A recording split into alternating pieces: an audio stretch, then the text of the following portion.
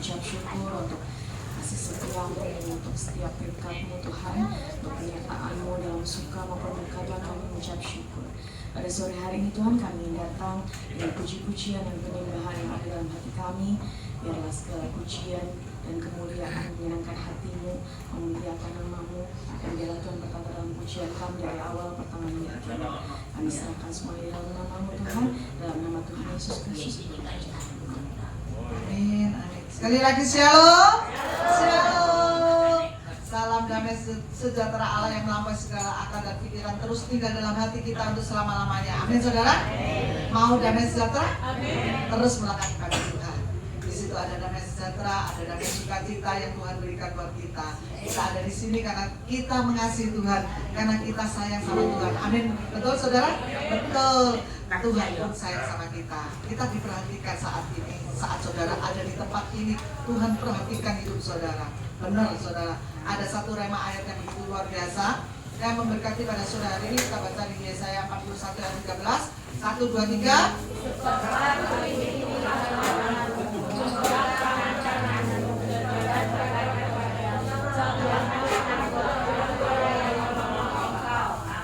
Amin. Ayat ini mempunyai kekuatan yang luar biasa loh saudara. Sebab aku ini Tuhan Allahmu, memegang tangan kananmu dan berkata kepadamu, janganlah takut, akulah yang menolong engkau. Wow, luar biasa Tuhan kita. Saat saudara saat ini mungkin mengalami masalah yang kayaknya saudara ada di lembah yang paling kelam, yang gak ada orang yang memperhatikan hidup kita. Cuma ingat saudara, ada Tuhan yang selalu memperhatikan hidup kita. Ada Tuhan yang selalu menopang hidup kita. Ada tangan Tuhan yang selalu memegang kita. Amin saudara. Selama kita dalam lindungan Tuhan, dalam naungan Tuhan, kita selalu aman dalam Tuhan. Amin. Amin. Kita percaya bahwa kasih, kuasa, kesetiaan Tuhan selalu Tuhan berikan untuk kita. Amin. Amin. Beri kemuliaan yang luar biasa untuk Tuhan kita. Kita pujikan Dia yang memberkati pada sore hari ini.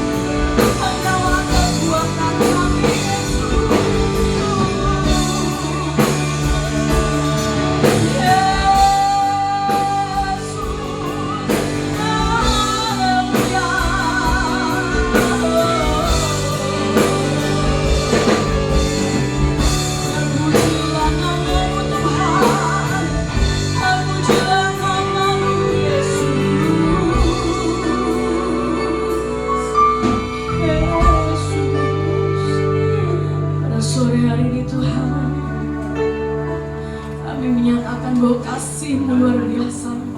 Kami menyatakan rasa terima kasih kami Tuhan, karena Engkau telah menjadi kekuatan kami, Engkau menjadi perisai hidup kami Yesus. Pujilah nama-Mu Yesus. Engkaulah kekuatanku, tanpa perlindunganku. Saat badai menerpa Tuhan, kami tidak akan goyah karena ada Engkau Yesus.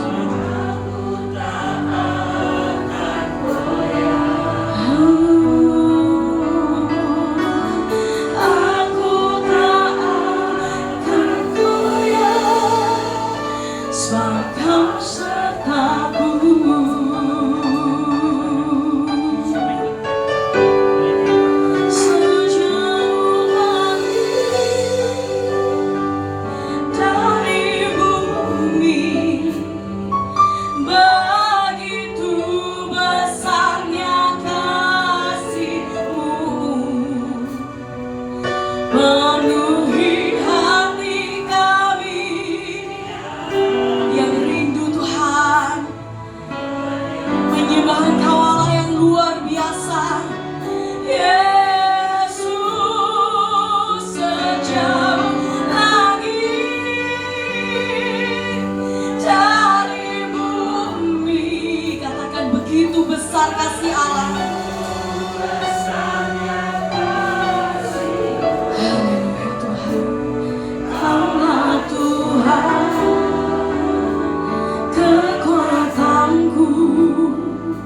Sukacitaku. Yang segenap hati kita nyanyikan pujian ini. Engkaulah kekuatanku, tanpa perlindunganku. Saat badai menerpa Tuhan, yakinkan katakan aku tidak akan goyah Yesus.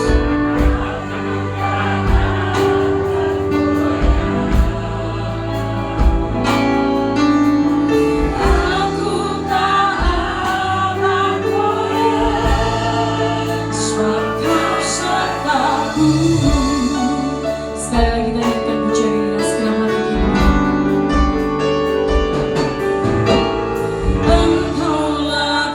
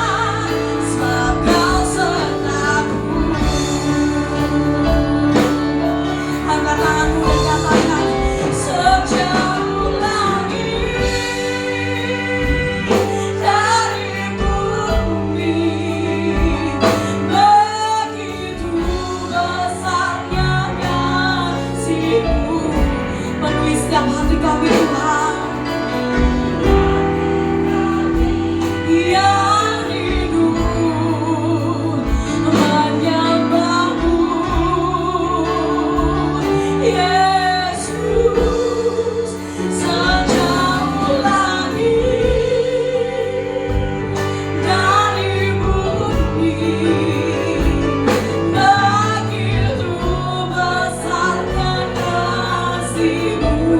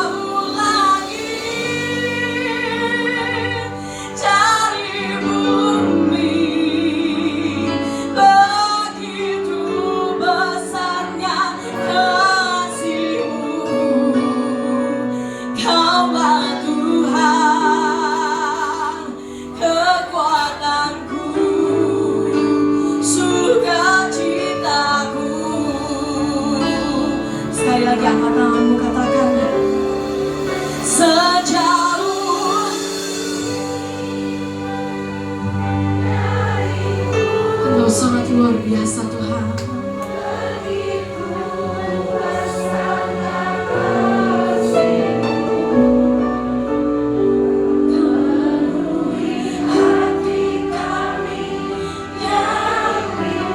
Ya Tuhan, menyembah Engkau Yesus. Yesus, sejauh lagi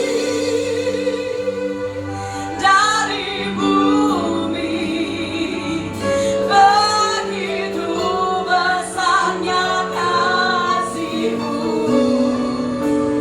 Kaulah Tuhan, kekuatanku, sukacitaku.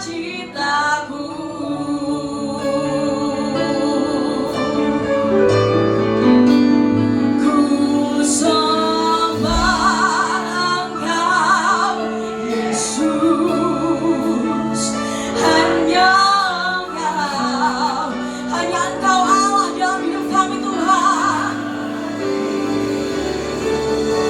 Haleluya Yesus. Tiada yang lain, hanya Engkau, Tuhan selamat. Ya Kau tetap Allah, walau dunia semua bergoncang, tidak tergoyahkan. Katakan Kau tetap Allah,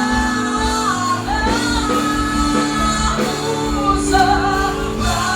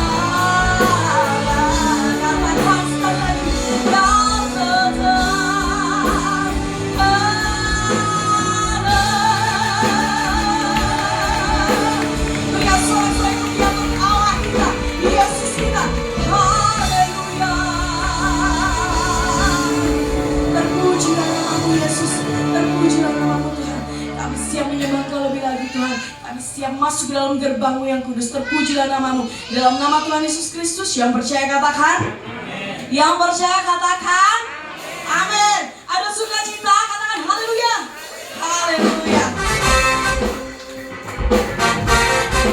Kita datang di hadapan Tuhan ini ucapan syukur.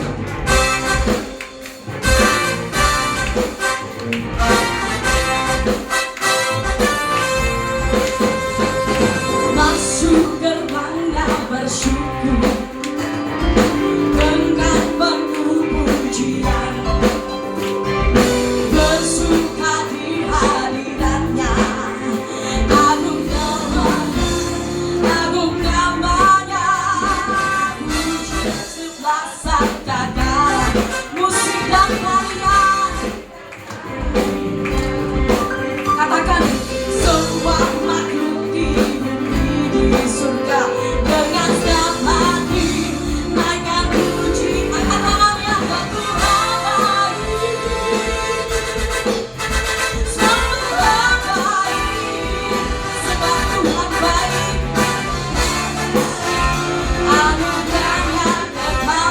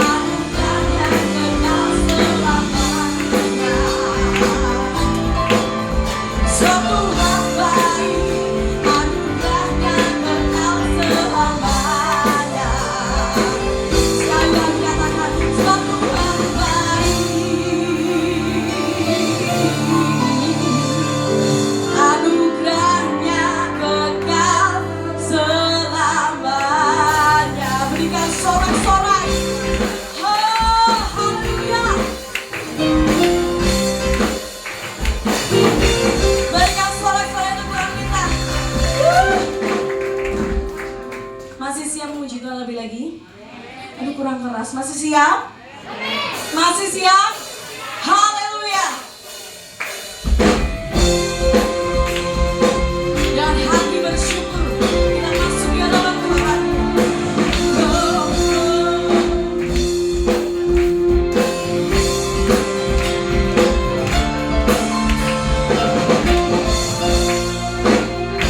Dengan hati bersyukur masuki hadiratmu, membawa pujian Yesus.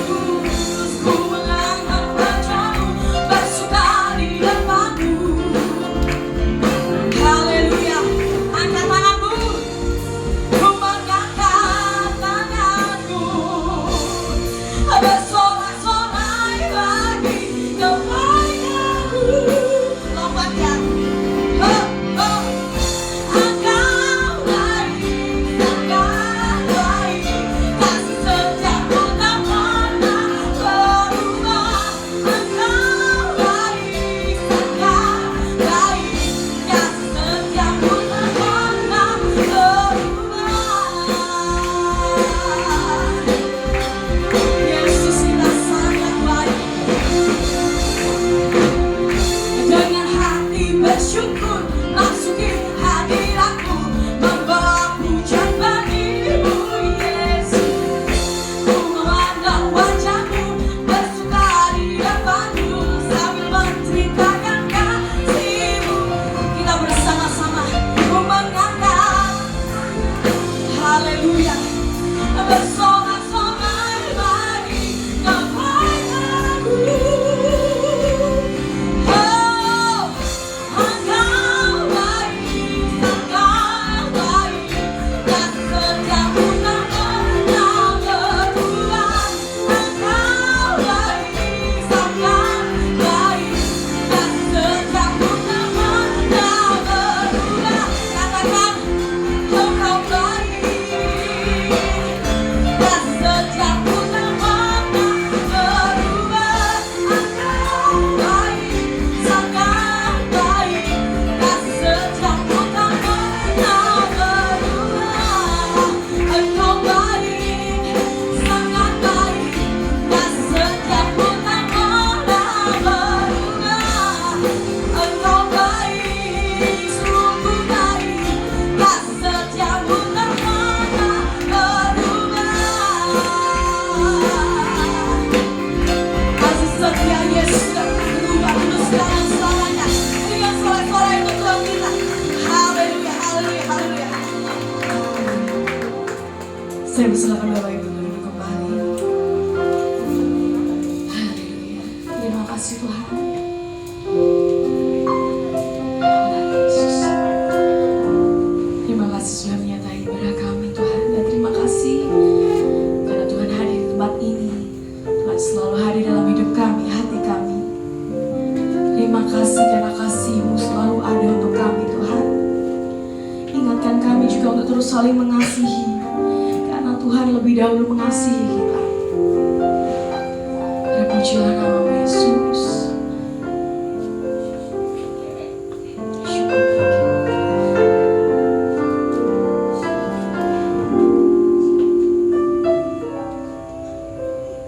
Hanya yang pernah merasakannya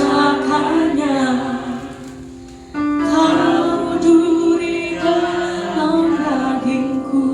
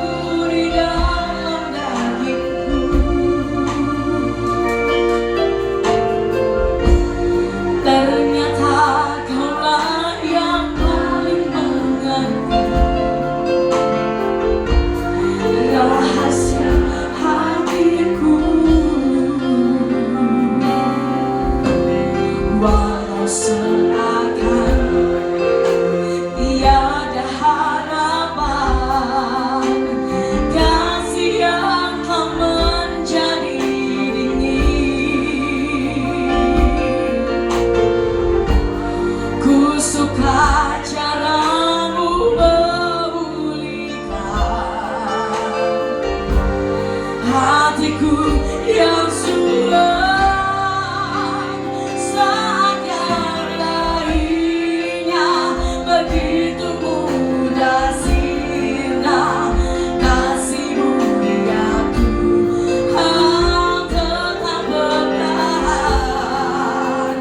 Engkaulah alasan hatiku percaya. Kasih masih ada dari dalam dunia. Saya undang Bapak Ibu untuk bangkit berdiri. Saya mau undang hamba Tuhan yang bertugas untuk maju ke depan. Kasih-Mu ya Tuhan tetap bertahan. Engkaulah alasan hatiku percaya. Kasih masih ada dari dalam dunia. Saat yang lainnya begitu mudah sirna. Kasih-Mu ya Tuhan tetap bertahan. Engkaulah alasan hatiku percaya. Kasih masih ada di dalam dunia. Kasih masih ada di dalam dunia. Kasih masih ada di dalam dunia.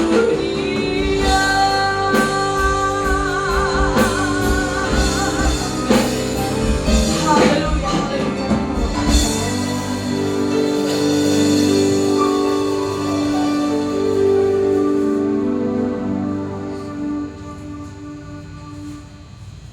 Sungguh kami bersyukur karena mempunyai Tuhan yang begitu mengasihi kami. Lanjutkan apa yang menjadi kehendak-Mu ya Bapa, supaya kami sebagai anak-anak pun siap menghadapi segala apa yang harus dihadapi bersama Engkau. Roh Kudus, mampukan kami atas kebenaran firman Tuhan yang akan kami terima pada malam hari ini. Dengan penuh syukur kami sambut berkat firman Tuhan di dalam nama Tuhan Yesus Kristus. Amin. Silakan duduk saudara yang dikasihi oleh Tuhan Yesus. Puji Tuhan, tanpa terasa kita sudah ada di semester 2 di tahun 2023. Ya, tinggal setengah tahun lagi 2023. Waktu berjalan begitu cepat. Maka itu saudara, siapkanlah baik puji-pujian yang tadi kita sudah sama-sama menaikkannya. Memang dari sisi Tuhan, Tuhan itu tidak pernah ingkar janji. Karena memang Dia nggak bisa berubah. Ya, Dia tetap sama dulu, sekarang, sampai selama-lamanya. Tetapi yang menjadi permasalahannya selama ini, sering kita yang tidak mau nurut. Memang dalam nyanyian tadi dikatakan, ku tak mau jalan sendiri. Kenyataan, bukti. Ayo, kalau kita mau jujur, kita lebih berjalan menurut kemauan sendiri atau menurut kemauan Tuhan? Ya, sering kita ini nyanyi, saudara, tapi dengan munafik. Ya, karena memang teksnya begitu. Oh, merubah juga susah. Ya, jadi dalam hal ini yang hari-hari ini seharusnya kita mulai sadar kalau kita, ya, setelah pemerintah mengadakan pandemi berubah menjadi endemi, ya, biarlah kita benar-benar juga tetap waspada. Dan salah satu hal yang perlu kita persiapkan dalam kehidupan kita masing-masing, yaitu cara pola hidup kita sebelum pandemi dan sesudah pandemi. Kita harus mengalami suatu perubahan yang jelas. Jangan dalam keadaan istilahnya kalau dulu online, sekarang bisa onsite, ya, bisa ada kebaktian lagi. Terusnya pikirnya kita sama seperti yang dulu-dulu. Nah, kalau kita mau sama seperti yang dulu-dulu, tandanya kita nggak maju, kita mundur. Tapi herannya gereja lebih senang mundur ya daripada maju. Melalui pandemi ini sesungguhnya Tuhan banyak mengajar. Tapi karena kita terjebak dengan pola pikir keagamaan, sehingga akibatnya kita tidak pernah mau mengalami pengalaman kerohanian kita. Karena ciri agama itu tidak boleh berubah, tidak bisa berubah. Makanya kalau berubah sedikit disebut apa? Sesat. Gak cocok aja disebut sesat, saudara. Kenapa? Karena kita di dalam posisi agama. Tapi kalau saudara sadar di dalam Kristus kita ciptaan baru, Alkitab katakan kita diperbaharui dari sehari ke sehari. Kan sudah berbeda dan bertolak belakang. Dan Alkitab mencatat dengan jelas penghalang pelayanan Tuhan Yesus itu orang yang mengaku dirinya agama. Jadi secara rohani, kalau hidup kekristenanmu hanya sampai batas beragama yang rutinitas, yang terjebak dengan ritual-ritual keagamaan, dengan upacara-upacara, dan kita merasakan itu puas, tandanya saudara sedang membunuh kehidupan Tuhan Yesus yang ada dalam hidup orang percaya. Kenapa? Karena kerohanian kita tidak mungkin bertumbuh. Karena keadaan keagamaan itu cukup dengan pikiran, perasaan, kemauan sendiri itu bisa dijalanin. Tetapi untuk hidup dalam kerohanian, kalau kita masih tetap mau berjalan dalam pikiran, perasaan, kemauan sendiri, engkau sedang memberontak, berlawanan terus dengan kemauan Tuhan. Dan inilah yang perlu saudara sadari, saudara. Jadi setelah lewat pandemi ini, seharusnya kita juga mulai membuka wawasan pola pikir kita, supaya hidup kekristenan kita tidak terjebak dengan rutinitas. Kenapa? Karena kita hidup sehari-hari saja, saudara. Kita mengalami perubahan hari demi hari. Umur tambah, ya. Udara yang kita hirup hari ini kan gak sama dengan yang kemarin. Jadi kalau kita sadar bahwa secara lahiriah kita mengalami perubahan, kenapa di dalam kehidupan kerohanian atau kekristenan kita nggak mengalami perubahan? Dan cukup mengerikan sekali, tadi sebelum saya berangkat ke tempat ini, sempat buka HP saya, saudara, sampai ada judulnya cukup nggak enak, gereja sekarang seperti teater, ya, seperti bioskop. Ya, kalau saudara perhatikan nanti kan, ya, karena acaranya hari Jumat, hari Rabu masih dikebut untuk didandanin ruangan-ruangannya. Ya, jadi kita bisa melihat cukup mengerikan. Kenapa? Karena kita terjebak. Kenapa sekarang banyak orang-orang keluar dari agama? Karena membosankan. Dan inilah yang perlu Tuhan mau. Ya, jadi kalau saudara sadar, saudara ingin mengalami pembaruan, Alkitab sudah mencatat. Sebelum lebih lanjut, saya ingin tanya dulu saudara. Kalau misalnya ada janji, ya, kata-kata ada janji, yang menjanjikan atau yang dijanjikan, kan sama-sama dengar. Nah, biasanya yang lebih tepat, yang pegang janji itu, yang memegang janji itu, yang menjanjikan, atau yang memegang janji itu yang dijanjikan. Agak bingung juga, ya. Ya, misalnya ada kata-kata janji, ada toh yang menjanjikan seperti, nah, papa janji kalau kamu naik kelas, papa beliin sepeda motor. Jadi papanya yang menjanjikan, yang dijanjikan anak. Nah, yang seharusnya yang pegang janji itu papanya atau anaknya? Papanya, betul? Benar ya? Tapi kenyataannya kalau kita mau jujur, kenapa banyak nyanyi-nyanyi kita harus pegang janji Tuhan, kita harus pegang janji Tuhan? Halo? Ya, kan banyak tuh nyanyian yang senantiasa berbicara, mari kita pegang janji Tuhan, atau khotbah hamba Tuhan pun, saudara-saudara, sesuai dengan firman, mari kita pegang janji Tuhan, betul tak? Sesungguhnya yang Alkitab cari, yang perlu kita pegang itu apa? Kita lihat Kitab Keluaran 19 ayat yang kelima. Ya. Keluaran. Dikatakan apa, saudara, di sini ya? Keluaran 19 ayat yang kelima. Jadi sekarang, jika kamu sungguh-sungguh mendengarkan firman-Ku dan berpegang apa? Nah, kalau perjanjianku itu satu orang atau dua orang? Paling sedikit. Dua orang, kan? Jadi yang Tuhan mau itu bukan pegang janji Tuhan, pegang perjanjian Tuhan. Ya, jadi ada kedua belah pihak harus saling ACC. Kedua belah pihak harus saling setuju. Kalau yang satunya nggak setuju, bisa deal nggak? Nggak bisa.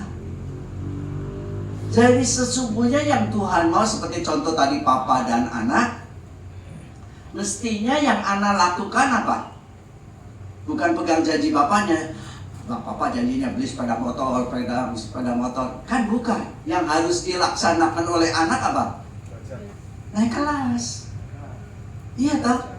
Jadi laksanakan, dengan kata lain, kalau saudara mau nikmati janji Tuhan, taatilah perintah Tuhan. Di saat kita taat perintah Tuhan, misalnya saudara nggak tahu janji Tuhan, tapi saudara taat perintah Tuhan, janjinya terlaksana nggak? Terlaksana. Dan lebih-lebih umumnya saudara, kan nggak perlu dijanjiin naik kelas itu harus sepeda motor. Ya namanya orang sekolah ya harus naik kelas. Nah kalau naik kelas pelajarannya sama nggak? Nah, beda. Kenyataannya saudara, gereja Tuhan lebih seneng naik kelas atau enggak? Iya kan? Mestinya kita mulai sadar sejak awal. Dengan peristiwa pandemi ini, sesungguhnya sebelum ada pandemi, sebelum ada manusia ada, Bapa di surga itu sudah punya rencana, program, blueprintnya. Maka dia menjadikan manusia, tujuannya supaya manusia ini bermanfaat bagi Tuhan. Setuju? Makanya dikatakan menjadi serupa dan segambar dengan Sang Pencipta. Tapi kenyataannya manusia pertama Adam dan Hawa di Taman Eden lebih nuruti suara ular, ya, daripada suara Sang Penciptanya. Akibatnya jatuh, gugur, gagal. Dan terus Tuhan mencari. Dan setiap kali kalau Tuhan mencari, bukan seorang saudara, pasti keluarga. Karena ini kan keluarga Adam yang jatuh. Dan kita temukan di dalam pasal 5 tentang Henokh. Ya, keluarga dikatakan Henokh bergaul karib dengan Tuhan. Dan hidupnya sampai 300 tahun lagi. Jadi biarpun dia bergaul karib, tapi senantiasa juga berkeluarga. Sampai masuk pasal yang ke-6 tentang keluarga Nuh, sampai Keluaran 12, keluarga Abraham. Tuhan berbicara tentang keluarga. Kenapa saya ingin tekankan hal ini? Bukankah kerusakan yang ada di masyarakat hari-hari ini penyebabnya kan dimulai dari keluarga? Ngeri saudara. Ya, kalau saudara suka iseng-iseng buka HP, cukup mengerikan saudara. Berita-berita yang mengerikan, bagaimana gara-gara seorang ayah suka melihat ya berita-berita porno, sampai anak sendiri, anak gadisnya ya mula-mula cuma dipegang-pegang, akhirnya digagahi sampai ada yang puting umur 9 tahun. Bayangin saudara. Jadi kita bisa melihat contoh, nggak usah jauh-jauh, di tengah pandemi kan, khusus kita yang ada di Indonesia pasti tahu KPK kan gencar-gencarnya cari orang yang korupsi, betul? Yang korupsi di Papua siapa? Yang di kepolisian siapa? Coba, yang di Minahasa siapa? Loh kok ngakunya Kristen kami rajin ke gereja, saudara, nyumbang gereja lagi. Jadi ini satu bukti, orang rajin ke gereja, rajin pelayanan, itu nggak jaminan hidupnya berubah. Karena terjebak dalam keagamaan. dan ciri agama. Makanya kenapa? Sesungguhnya gereja itu dimulai dari rumah, dari keluarga. Nah sekarang tadi saya nyebut gereja dan rumah. Nah sekarang gampang-gampangan. Untuk mau jadi munafik lebih gampang di gereja atau di rumah?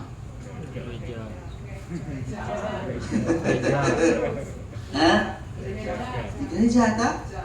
Kamu di rumah mau menikah, mau munafik apanya? So ketok elek, ketok jeroane kabeh, saudara. Betul.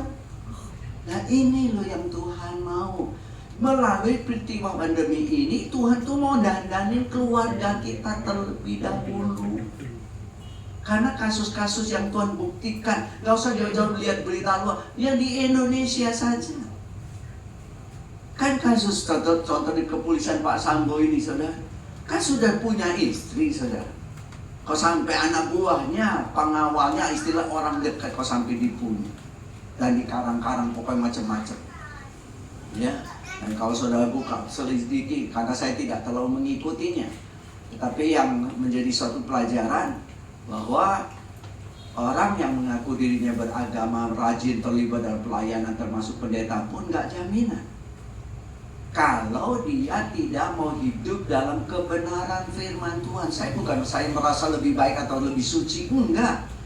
Kita ini sedang diproses. Ya, saya pun dibentuk oleh istri saya lebih-lebih tahun ini tahun yang ke-49. Jadi tahun depan pernikahan saya 50 tahun. Ya nggak tahu nututin lah. Karena usia saya sudah 74. Ya. Jadi dalam hal ini saya bukan maksud saya ngomong demikian tuh saya ini putus asa mau mati, bukan, saudara. Ya. Karena kita kan nggak tahu namanya umur. Tetapi ya siapa tahu kalau sampai bisa merayakan 50 tahun. Di dalam hal ini saudara yang Tuhan inginkan perubahan apa? Jadi hidup kekristenan yang Tuhan mau setiap hari ngalami perubahan apa? Setiap hari ngalami pikiran yang model bagaimana? Nah, hal-hal yang model demikian untuk kita bisa alami, ya karena saya tahu ini kebaktian yang ada waktunya juga, ya. Jangan saudara tinggalkan 3 hal yang senantiasa sering kait tekankan terus.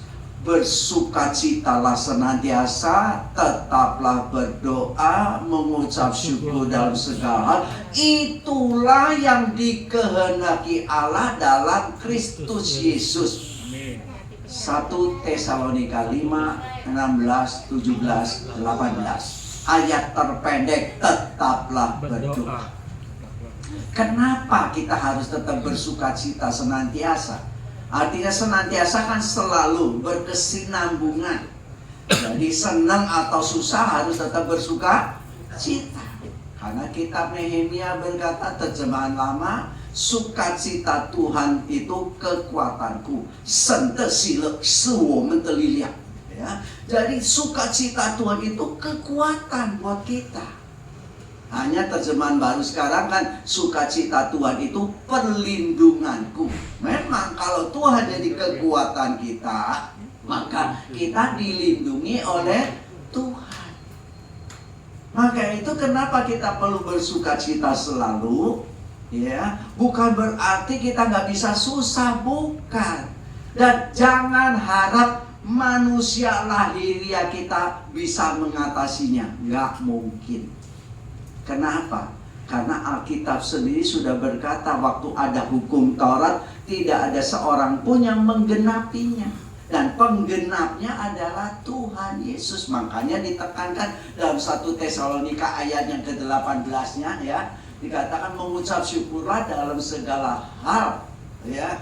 Dikatakan sebab itulah yang dikehendaki Allah di dalam Kristus Yesus bagi kamu. Jadi hidup harus di dalam Kristus.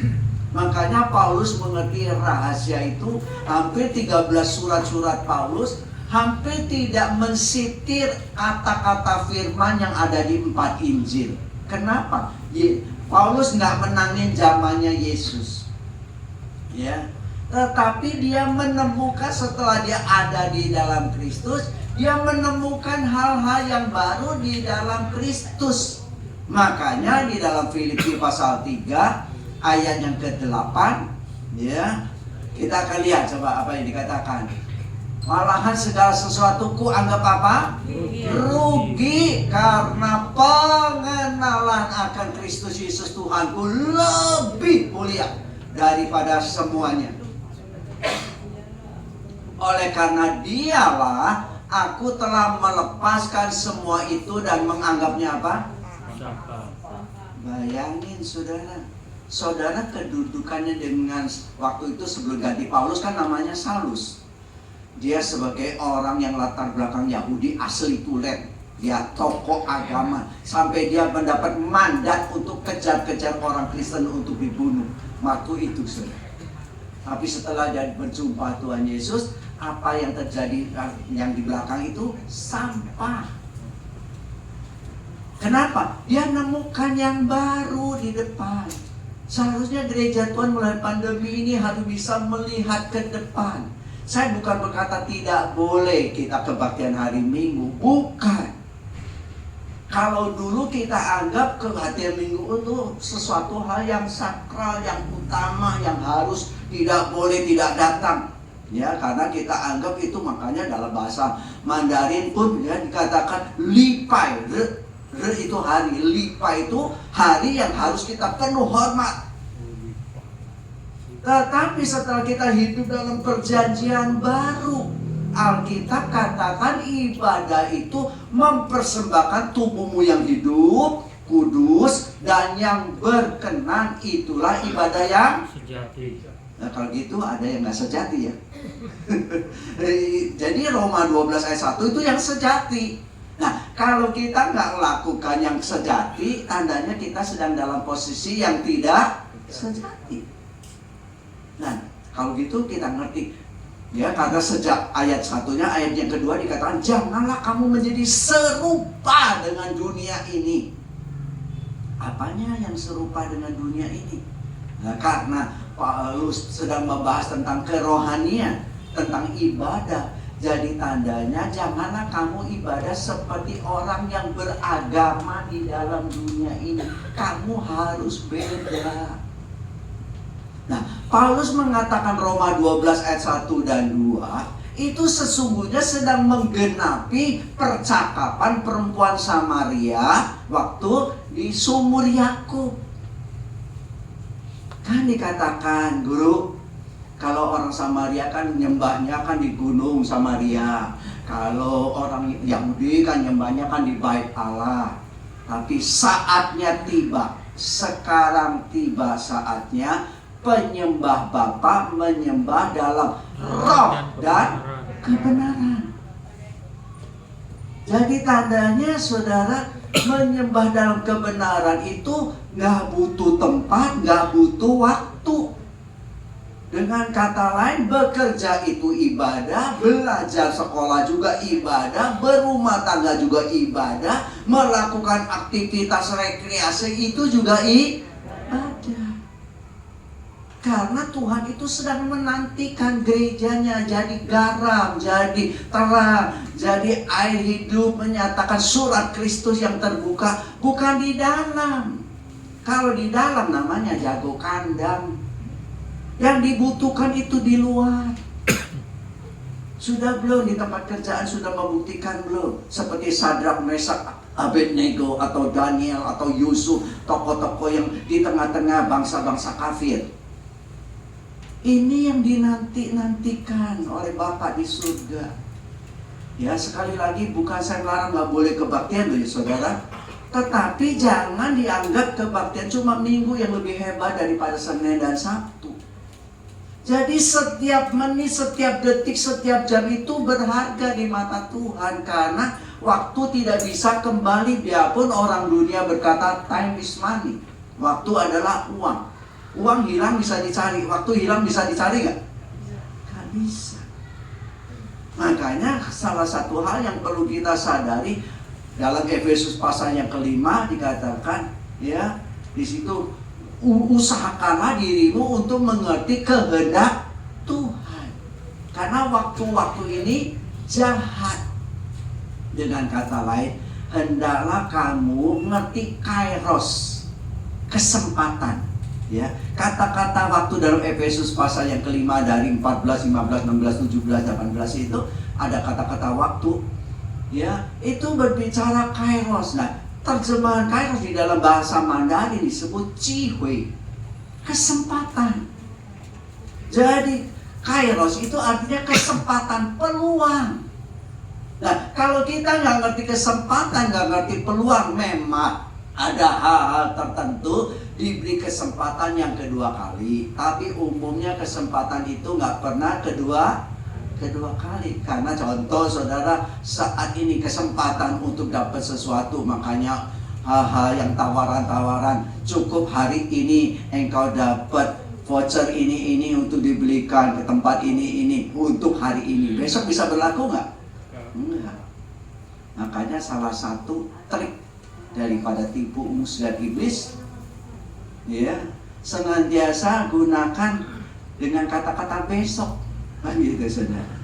Ya, makanya dia ngerti untuk supaya laris usahanya, dia buka misalnya ayam goreng, dipasang di depannya ayam goreng, hari ini bayar, besok gratis. Kalau saudara dengar gitu, jangan lupa bilnya, jangan lupa kwitansinya. Karena supaya tanda bukti toh, hari ini kan aku sudah belanja ini. Nah, sekarang makanya 1 potong aja supaya besok gratis bisa 10 potong. Datang besoknya saudara.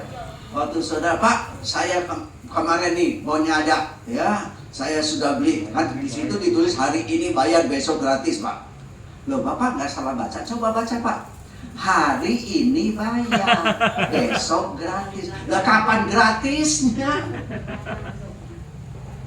Kan sering juga si jahat berkata, minggu depan. Iya, minggu depan. Minggu depannya ada, saudara ada nggak di minggu depan? Kan belum tahu. Maka itu kalau ada kesempatan kebaktian, silakan saudara. Supaya jangan kita kehilangan peluang.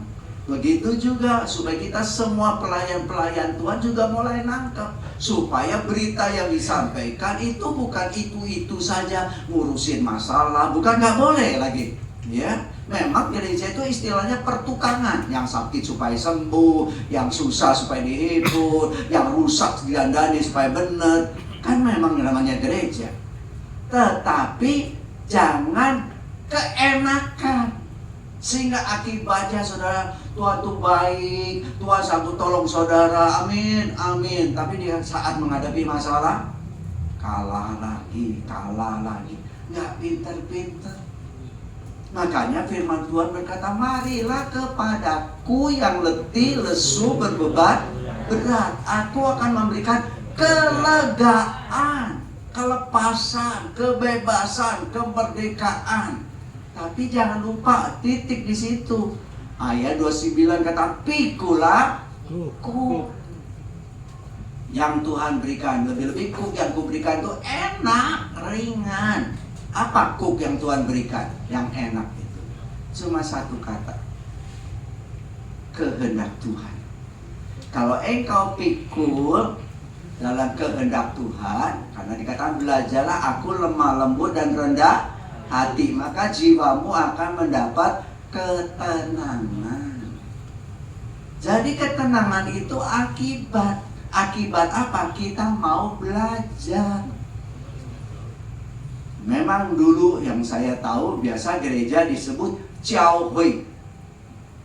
Ya. Itu Jiao itu ajar.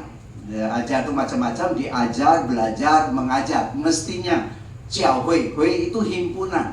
Himpunan yang diajar, yang belajar supaya bisa mengajar, dan tidak jadi kurang ajar. Tapi kenyataan coba, sekarang kalau kita berdoa, saudara lebih banyak ngatur Tuhan atau diatur Tuhan? Nggak usah jawab, saya sudah tahu jawabannya. Ya tuh, kan kita doa kan lebih nyuruh Tuhan, merintah Tuhan, sampai ada klaim Tuhan, tuntut Tuhan, dan tambah aneh-aneh lagi saudara. Ya, jadi dalam hal ini seharusnya doa itu yang Tuhan mau itu membangun hubungan, keintiman. Yang digambarkan dikatakan apa dalam Matius 6 ayat 6, kalau engkau berdoa, masuk kamar, tutup pintu. Kenapa perlu ditutup pintu? Seperti gerbang ini, kenapa perlu ditutup pintunya? Supaya urusan yang di luar nggak ganggu yang di dalam. Dan yang di dalam itu sedang apa? Itu gambaran hubungan suami istri. Masa ada hubungan suami istri jendela pintu dibuka semua? Kan enggak, saya bukan cerita porno, saudara. Tapi ini berbicara tentang keintiman. Jadi dengan kata lain, kita di mana? Ya di sini kan. Mau di tempat mana lagi? Karena dibangun di dalam roh dan kebenaran. Makanya sejak pandemi ada kesempatan saya melayani di mimbar, saudara, ada gereja tertentu, ya. Saya ini hampir batuk-batuk terus, saudara. Karena apa? Nah, soalnya selama pandemi nggak pernah ngotot ngomongnya, karena orangnya deket lagi, saudara. Kan nggak perlu banter-banter. Ya, biasanya kalau orang ngomong di sebelahnya ngomongnya kencang-kencang itu kenapa? Hah? Kalau orang di sebelahnya tapi ngomongnya kenceng-kenceng, penyebabnya bisa apa? Yang diajak ngomong tuli, yang kedua apa? Marah, betul? Coba orang marah nadanya tinggi nggak? Nah, sehingga ya ini karena saya ini cuma berdua, saudara, setelah di tengah pandemi anak terakhir yang keempat sudah menikah dan juga sudah boleh melahirkan anak, itu pantarannya happy juga. Ya, itu sekolahnya, tapi kakak kelas. Jadi apa yang terjadi, saudara? Ya tinggal duaan, sudah pandemi tinggal duaan, kelutang kuntung keluar masuk duaan terus, saudara. Kalau dulu waktu masih ada 4 anak, saudara, rasa rumah kecil. Tapi setelah cuma 2an baru rasakan, saudara. Ya, kedua dua. Jadi akhirnya ngobrol, ya nggak usah kencang-kencang, saudara. Dan orang sedang bercinta, biasanya pemuda atau pemudi sedang senang-senang gitu kalau dekat. Nggak usah koken ngomong, cukup dengan main mata, ngerti ya? Yang belum berkeluarga. Iya tahu. Jadi tandanya kalau kita dekat dengan Tuhan, mungkin nggak banyak bicaranya, tapi dengan arti pikiran kita connect dengan Tuhan. Nah, bahasa connect ini, ya, supaya kita nyambung, nggak supaya HP kita bisa connect terus harus diapain? Harus upgrade, harus update, kan gitu ya? Itu tanya Ray gitu, nggak ngerti. Urusan-urusan ya elektronik saya kurang menguasai, makanya saya ini kalau sudah keliru mencet bingung. Ya, kerjaan saya cuma bisanya ngirimi renungan tiap hari melalui WA. Itu sudah hampir berjalan 15 tahun. Sudah tahun 2008. Ya, dari SMS pindah BBM sampai WA. Yang lain-lainnya saya nggak menguasai karena memang makainya hanya khusus untuk ngirimi, jadi nggak pernah utek-utek yang lain. Jadi kalau ada tawaran untuk gabung Facebook, gabung Instagram dan macam, saya nggak bisa mengikutinya semuanya. Percuma juga karena saya juga nggak tahu buka-bukanya, saudara. Ya, jadi khusus itu. Tapi tetap saya harus belajar mengikuti keadaan. Ya, biarpun sudah jadul juga. Supaya apa? Supaya nggak ketinggalan. Sehingga kalau nggak ngerti saya tanya anak saya. Kalau nggak sekarang lebih keren lagi nanya cucu, saudara. Kalau nanya anak biasanya nggak mau ngeladenin, cucu lebih telaten ngeladenin. Ya itu salah satunya. Ya perlu di-upgrade, perlu di-update. Ya ada pembaruan, ada peningkatan. Dan begitu juga sesungguhnya rencana awal yang tadi saya katakan, Tuhan itu sudah perlu saudara. Tapi karena berita ini jarang disampaikan di tengah-tengah gereja, penekanannya cuma saudara-saudara perlu Tuhan, maka itu rajinlah datanglah kepada Tuhan. Ya, memang nggak salah kita perlu Tuhan, itu nggak salah.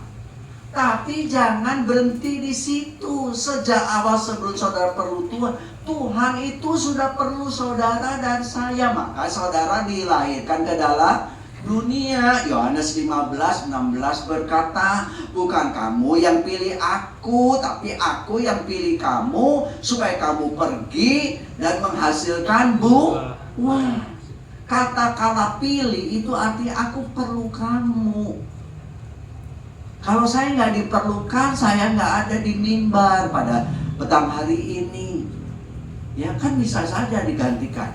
Seperti itu peristiwa tahun lalu ya. Yang dimana pembicaranya mungkin kurang connect, saudara, sehingga jam berapa tuh? sampai ke HP saya. Untung pas saya ini buka iseng HP saya. Ya. Jadi pas buka tahu-tahunya dari telepon saya.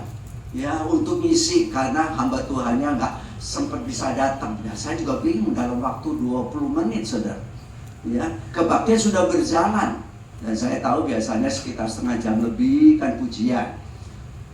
Kasihannya yang nantikan saya juga. Saya juga, untuk memang rumah saya nggak jauh, saudara. Kalau jalan kaki paling cuma 15 menit sampai. Jadi saya cepat-cepat untuk sampai di sini biarpun telat, pujian sudah berjalan. Tetapi puji Tuhan, karena apa? Karena diperlukan. Coba kalau saya tiba-tiba muncul di tempat ini nyelonong ke sini, saudara bisa marah nggak?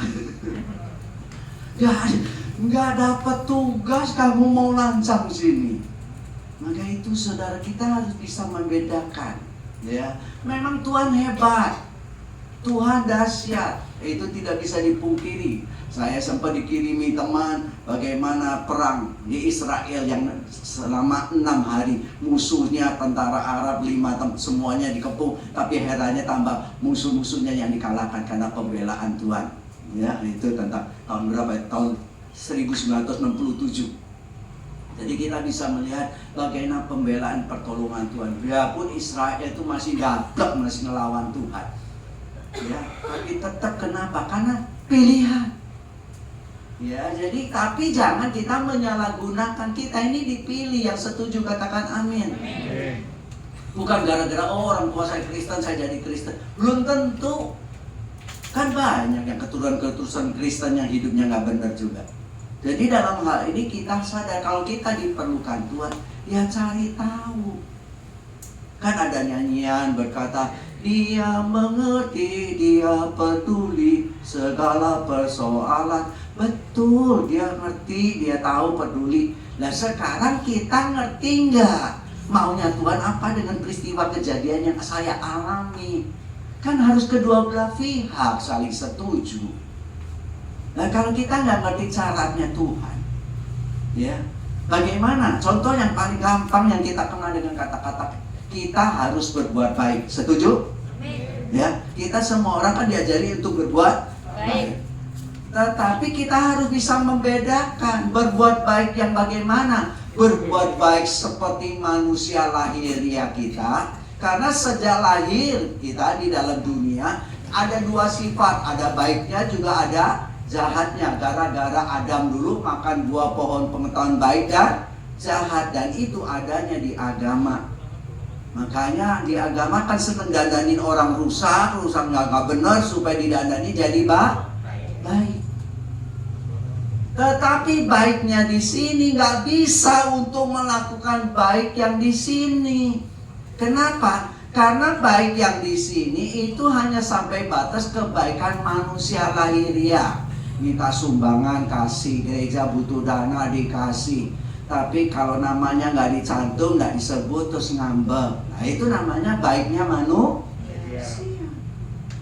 Tapi yang Tuhan cari itu baiknya Tuhan. Nah baiknya Tuhan bukan kekuatan manusianya, tetapi kekuatan Tuhan yang bekerja sama dengan orang yang sudah jadi ciptaan baru. Jadi baiknya bukan kekuatan diri sendiri. Contoh dengan Marta dan Maria. Sering saya berikan contoh ini untuk memudahkan saudara. Kenapa? Karena Marta dan Maria, Alkitab mencatat dalam Lukas pasal 10 ayat 38 sampai 42. Marta melayani Tuhan. Alkitab mencatat juga Maria juga melayani Tuhan. Tapi dari mulut Tuhan, Maria dipuji Tuhan, tapi Marta ditegur Tuhan. Marta, Marta, mengapa engkau mengkhawatirkan dirimu? Maria sudah mendapatkan satu yang terbaik. Bedanya di mana? Untuk memudahkan baik tadi saya katakan, kalau baiknya yang dari Marta, saya melakukan sesuatu untuk Tuhan. Baik nggak? Baik, saya melakukan sesuatu untuk Tuhan atau saya melakukan kebaikan untuk Tuhan. Tetapi kalau Maria beda. Tuhan melakukan kebaikan buat Maria dan melalui Maria. Begitu kebaikan siapa? kebaikan Tuhan. Bukan kebaikan manusia lahiriah kita. Kata-kata baik saja sudah berbeda. Begitu juga kata-kata menyembah. Kalau kita menyembah kepada Tuhan, mungkin selama ini kalau kita gereja karismatik, mungkin dengan bahasa roh, menyembah dalam roh, angkat tangan, ya toh, mungkin bersujud dan macam-macam. Ya itu yang ada di dalam kegiatan keagamaan umumnya. Kita menyebut menyembah Qingpaisen, ya. Tetapi arti menyembah yang gampangnya untuk kita bisa terima, jalan bareng, hidup bareng sama Tuhan. Itu artinya, saudara, seperti suami istri hidup bareng. Makanya tadi kalau masuk tutup itu urusan luar ditinggalkan supaya kita bisa intim, bisa mesra, bisa nikmati. Ini yang cukup mengerikan hari-hari ini, karena tengah-tengah pandemi berapa saat kasus perceraian, ada yang sudah terjadi, ada yang sedang terjadi, ada yang sedang mau terjadi. Itu saya tanya, dan salah satunya juga mau menikah. Pak, mau tanya, kalau menikah dengan pisah harta itu boleh nggak, Pak? Ya, itu pertanyaannya. Mungkin kalau sampai ada pertanyaan ini, pasti salah satu pasti ada yang lebih kaya, betul? Makanya pisah harta. Saya katakan kalau sampai ada pisah harta, saya katakan, ya, Alkitab kan berkata di mana hartamu, disitulah. Lah kalau dipisah, hatinya bisa bersatu nggak? Jadi itu namanya cerai sebelum nikah. Iya toh, belum nikah aja hartanya sudah dipisahkan. Jadi cerai sebelum nikah. Makanya ada toh orang tua karena pikir anaknya dikasih nanti takut karena mungkin desanya kurang mampu, masjid, akhirnya nanti mantunya yang ngambil buat orang tuanya dan macam-macam. Sehingga saya katakan, Alkitab katakan rumah tangga itu dua menjadi satu. Jadi biarpun yang satu kaya, satu miskin, kalau sudah jadi satu ya sudah gabung. Makanya kekayaan Tuhan Yesus juga mempelai wanitanya ya juga kebagian. Ini yang perlu kita nikmati. Di sisi lain, ya, karena saya lihat waktu sudah hampir habis, saya cuma memberikan contoh model dua aja yang Tuhan inginkan buat gereja Tuhan untuk lakukan. Yang satu, yang tadi sudah dibahas, seharusnya gereja Tuhan itu seperti keluarga, gitu. Jadi kalau seperti keluarga, mestinya kalau melihat anak, tadi anaknya siapa ya yang maju ke depan? Rok hijau kok hilang sekarang? Oh tidur? Oh di atas, oh sekolah minggu. Oh dibawa naik ke atas. Ada orang tuanya nggak? Ikut naik ke atas? Oh ada juga. Tadi sempat perhatikan nggak? Mamanya, anaknya mirip kayak mamanya nggak? Mirip ya? Mirip ya? Nggak mirip kayak saya? Enggak ya, bukan bapaknya. Nah kan angkat ya. Nah kalau kita lihat anak Tuhan mirip nggak kayak bapaknya? Kalau nggak mirip, saudara, hati-hati, saudara. Kalau sampai ada anak nggak mirip orang tuanya, terus mirip tetangganya, tetangganya itu siapa itu kalau gitu? Ya, artinya saudara, sering kan kita nggak anak Tuhan, kok anak setan, kan nggak enak, saudara. Memang mungkin sebutannya, statusnya anak Tuhan, tapi perbuatannya kayak setan. Ya, soalnya masalah ini saya jadi ingat karena cucu saya gitu, saudara, yang baru 4 bulan ini. Ya, jadi dia muka kayak sini ngomong kayak bapaknya, sipit, kayak bang Cino dan macam-macam, saudara. Ya, namanya cinta. Ya, jadi dalam hal soalnya anak saya matanya nggak sipit gitu. Jadi dalam hal ini kenapa?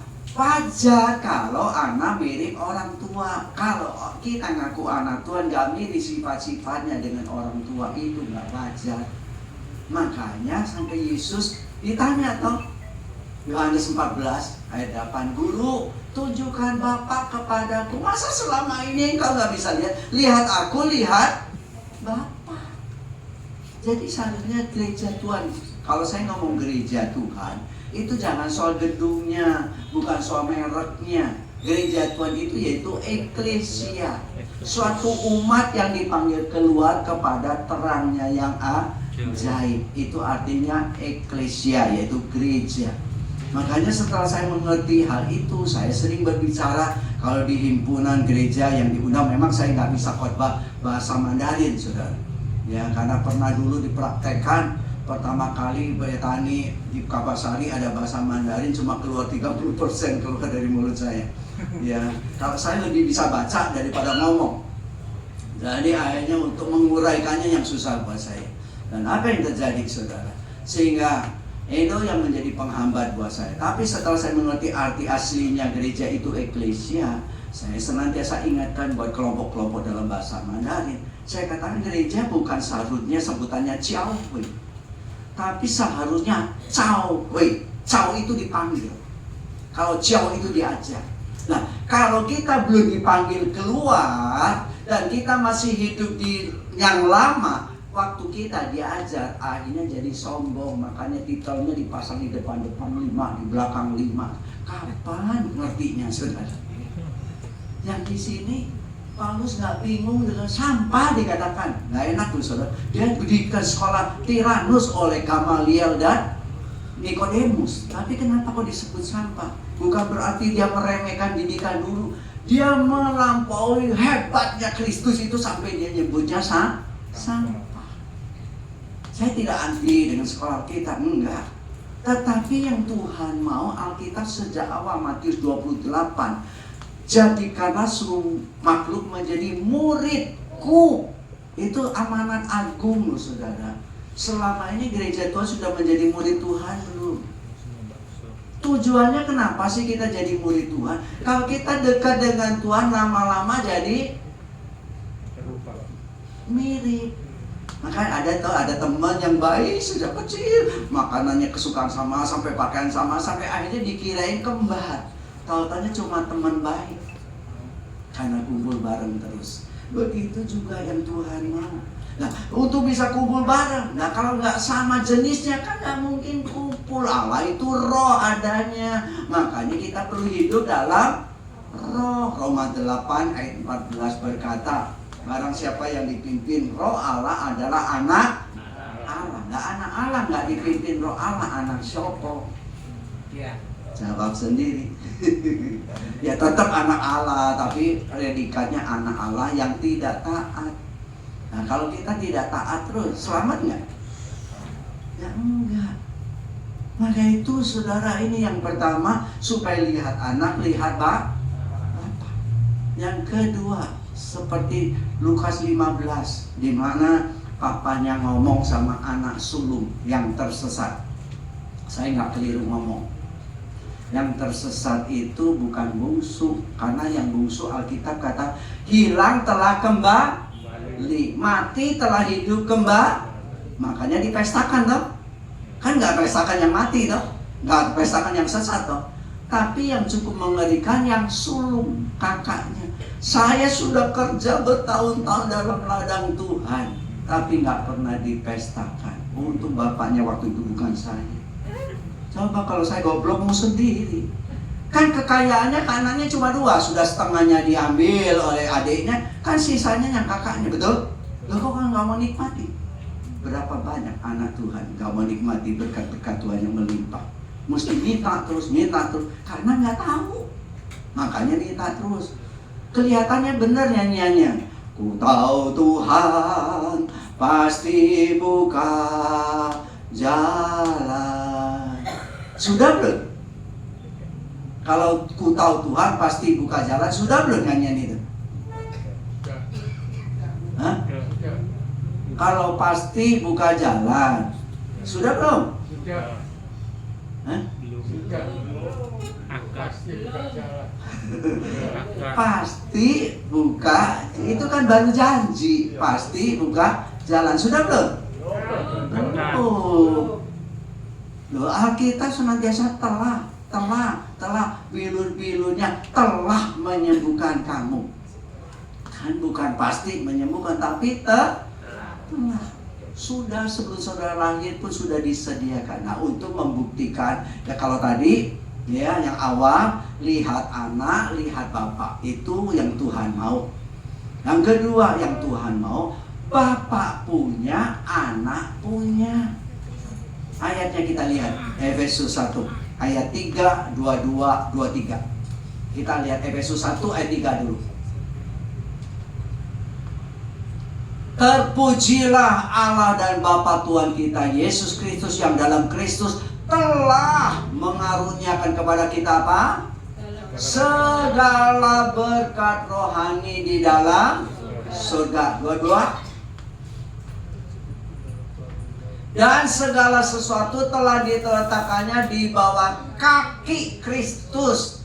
Dan Kristus telah diberikannya kepada siapa? Jemaat, sebagai kepala dari segala yang ada. 23. Jemaat yang adalah tubuhnya, yaitu kepenuhan Dia yang memenuhi semua dan segala sesuatu. Jadi Bapak punya, anak punya. Itu maunya Bapak. Tapi kalau posisi saudara belum benar, ngalamin nggak? Maka itu saudara, melalui pandemi ini Tuhan itu sedang ingin mengerjakan proyeknya yang di depan, yang sudah hampir 20 abad nggak dikerjain oleh gereja Tuhan. Sibuk dengan coba, nggak usah jauh-jauh, ini kan hari Minggu. HP saudara yang rajin buka di HP, kalau saudara buka di hari Minggu ada ucapan selamat hari Minggu, selamat beribadah, betul? Kalau ada bangunan gedung, bangunannya modelnya bagaimana? Hah? Bangunannya tinggi atau rendah? Tinggi. Terusnya lancipnya ke atas atau ke bawah? Ke atas. Kan sedang menggenapi Kejadian 11, roh Babil.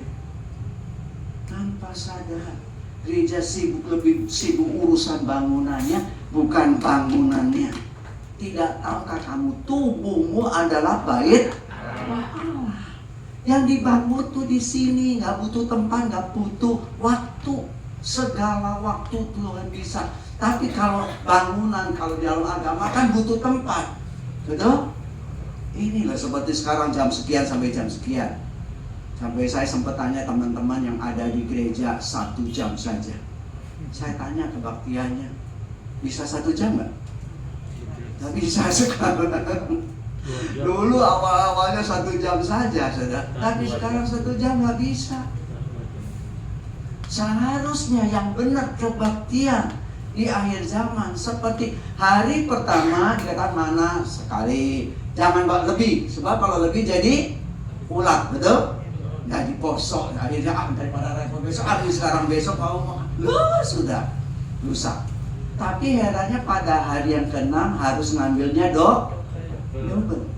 Kenapa? Hari yang ke-7 mana nggak turun lagi, betul? Artinya istirahat, berhenti. Jadi dengan kata lain, kita ini ada di hari yang ke-6, seharusnya makanannya harus double porsi. Kalau dulu kebaktian 1,5 jam, seharusnya sekarang jadi 3 jam. Tuh, 3 jam. Nggak pulang-pulang, Pak, aku luwe loh, Pak. Yang penting bukan soal jamnya, beritanya dapat kita tangkap supaya waktu kita keluar kita bisa menyelesaikan tugas yang diterima. Sekali lagi bukan tidak boleh kita menyelesaikan masalah, bukan. Karena ada banyak juga hal-hal masalah-masalah yang sedang terjadi, itu Tuhan izinkan supaya apa? Supaya kita ini datang kepada Tuhan. Biasa manusia itu kalau nggak kepepet bisa nggak cari Tuhan umumnya, betul? Nah, dengan adanya masalah supaya datang kepada Tuhan, waktu membangun hubungan Tuhan ingatkan, ini loh aku tuh mau pakai kamu ini loh perbuatanmu yang aku nggak senang, ini loh yang harus kamu kerjakan, ini loh yang harus kamu tinggalkan. Tujuan kita membangun hubungan supaya kalau saudara doa ada 3 hal yang jangan saudara lupakan, ya. Ada komunikasi nggak? Nah, di tengah-tengah komunikasi ada diskusi nggak? Kan Daud diskusi terus dalam 2 Samuel 17 toh, perang maju perang, musuh dikalahkan di tempat yang sama, musuhnya sama kalah. Di waktu yang lain musuh yang sama, tempatnya sama, tapi waktunya lain. Kata jangan perang, muter ke belakang, kepung dulu nanti dari belakang dikalahkan. Diskusi, bertanyalah Daud, bertanya. Begitu juga Abraham, bukan berdoa. Tambah Tuhannya dijak diskusi matematika lagi, saudara. Kalau kurang 10 gimana? Kalau kurang 10 gimana? Kalau kurang 5? Loh, bayangin Tuhan dijak matematika, saudara. Tapi sampai hati batu 10 berhenti. Kan bukan berdoa, diskusi. Tapi sayang, berita diskusi ini jarang dibahas di dalam doa. Kenapa? Ya saya bukan mau menyalahkan. Jangan-jangan juga selama ini kita maunya cuma minta, mohon, lapor, nuntut kepada Tuhan. Sehingga akibatnya kita tidak melakukan ya seperti apa yang Tuhan mau. Maka itu, ayo malam hari ini saudara, sebelum kita pulang, dapat apa? Kesimpulannya yang Tuhan mau. Lihat anak, lihat Bapak. Bapak punya, anak punya. Allah ini dalam hidupmu sehari-hari. Kalau ini saudara alami, saya percaya hidup saudara pasti berbeda. Mata saudara pasti beda. Kenapa? Yang dulu berpusaka, karena cirinya agama itu egois. Pernah tahu nggak saudara? Agama itu egois. Buktinya, kasihilah sesama manusia seperti, nah itu dah. Itu kan kasih lama toh. Tapi aku berikan perintah baru. Ini ayat terakhir, coba kita lihat Yohanes 13 ayat 34. Ini disebut perintah baru. 34 dan 35. Kalau saudara sebagai murid Tuhan, ini cirinya. Aku memberikan perintah apa? Baru kepada kamu, yaitu supaya apa? Kamu saling mengasihi sama seperti aku telah mengasihi kamu. Demikian pula kamu harus saling mengasihi. Ayat 35. Dengan demikian semua orang akan tahu bahwa kamu adalah murid-muridku jikalau kamu saling mengasihi. Dimulai dari keluarga. Kalau suami istri belum saling mengasihi, ayo coba belajar. Lebih-lebih dalam hal keuangan hari-hari ini. Kenapa? Karena jelas saudara, menyembah mamon atau menyembah Allah nggak bisa barengan. Kalau sampai barengan macam-macam, makanya seperti waktu pandemi, saudara seorang pendeta sampai masuk ke HP toh, nomor PIN-nya, nomor AC-nya minta dikirimin. Bayangin saudara, kan ribut urusan perpuluhan sampai sekarang. Loh, urusan perpuluhan itu kalau saudara baca Alkitab paling-paling cuma berapa ayat saudara. Tapi tentang keluarga, dari Kejadian sampai Wahyu tentang keluarga. Ayo bangunlah keluarga kita masing-masing. Baik saudara yang mempersiapkan diri untuk mau berkeluarga, istilahnya yang belum dapat jodoh, ya jangan salah pilih jodoh. Orang yang salah jodohnya seperti ngemut silet. Seperti ya, bayangin kalau ngemut silet saudara goyang sini sekring, sebenarnya sekring. Ya jangan nyalain Tuhan. Kalau saudara salah pilih, sesungguhnya Tuhan itu sudah sediakan, biarpun itu jodoh dari Tuhan, tidak 100% langsung cocok. Ya, kenapa? Memang kita dilahirkan tidak cocok, tapi saling melengkapi. Amin. Ini musik semuanya kenapa beda-beda. Tapi coba kalau saudara perhatikan, drum bisa nggak dimainkan oleh keyboard? Hah? Halo, saudara yang bagian pegang keyboard, bisa nggak? Bisa. Suara keyboard bisa seperti suara drum? Bisa. Nggak, maksudnya suara drum ada di dalam keyboard bisa? Bisa. Tapi keyboard untuk ke drum bisa nggak? Menang keyboard 1-0 ya. Gitar bass, ya bisa nggak dimainkan di keyboard? Bisa. Tapi keyboard untuk main ke sini bisa nggak? Nggak bisa. Jadi gitar bass, gitar melodi nggak bisa. Tapi keyboard sendirian bisa nggak? Bisa. Tapi kenapa kok nggak mau sendirian? Kok harus pakai semuanya? Karena pemain keyboardnya rendah hati. Ayo, nggak sendirian. Kenapa? Ayo, sebelumnya kan belum rendah hati, terjadi keributan. Yang main drum itu dia pukul simbalnya, saudara. Waktu dipukul simbalnya bunyinya kan seperti pauga. Cepet, cepet, cepet. Nah, cepet itu kan 100. Gak terima yang bagian melodi, saudara. Langsung pikir gitar melodinya. Ceceng, ceceng, ceceng. 1000 kalau ceceng. Ya, oh yang bassnya berkata, gak usah ngotot, cuma tinggal jawit, tinggal cubit, cembar, cembar, cembar. 10.000. Yang main keyboard kata, kenapa sih bingung sibuk-sibuk nih? Dia cuma pakai nada piano, pegang jatuh jari, cetun. Cetun itu 1 rupiah. Nggak mungkin 100 kalau kurang 1 rupiah. Nggak mungkin 1000 kalau kurang 1 rupiah. Nggak mungkin 10.000 kalau kurang 1 rupiah. Dia bisa jalan sendiri, tapi dia mau untuk bareng supaya beragam. Tuhan nggak cari seragam, Tuhan cari beragam. Tapi agama senengnya seragam. Ya, kita hitam putih semua ya. Oh ya Pak, saya itu tadi mau pakai baju merah, saudara. Tapi kok hasilnya kok nggak enak, saya pakai baju hitam putih. Oh ya Pak, gitu saudara. Nggak ada yang janjian, nah. Kalau di sini janjian, kalau saya nggak janjian. Karena janjinya juga jadwalnya dari tahun lalu, saudara. Ya, jadi dalam hal ini, ayo petang hari ini, saudara, kalau datang daripada Tuhan, semuanya jadi indah, saling melengkapi, sendok garpu saling melengkapi. Tuhan memberkati. Mari kita berdoa. Bapa Surgawi, di dalam nama Tuhan Yesus Kristus, biarlah kebenaran ini terus boleh melekat dalam setiap jiwa, pikiran, perasaan, hati setiap para pendengar yang dikasihi dan yang diberkati Tuhan. Karena kami sadar melayani Engkau bukan hanya di gedung gereja saja. Di mana kami berada, sesungguhnya kami bisa jadi saluran berkat-Mu kalau kami siap dan membuka diri untuk Engkau pakai seperti Maria. Tuhan, jauhkan kami seperti Marta yang sering mengomel, sering menyalahkan orang lain seolah-olah dia lebih sendirian, lebih dipakai daripada yang lain.